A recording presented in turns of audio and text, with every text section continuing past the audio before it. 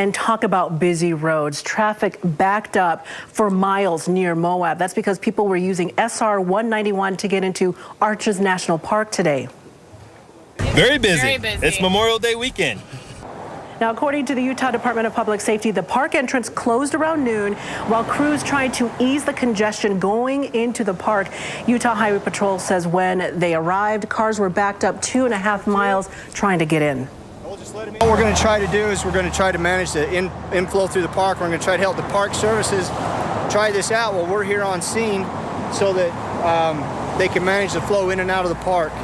Now, UHP began letting about 50 to 75 cars in at a time, and they say people can expect the congestion in this area all weekend long.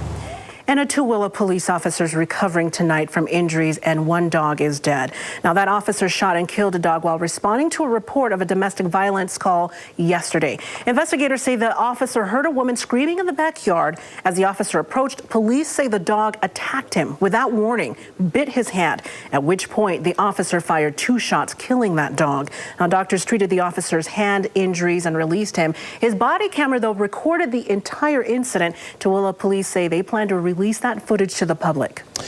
It was an emotional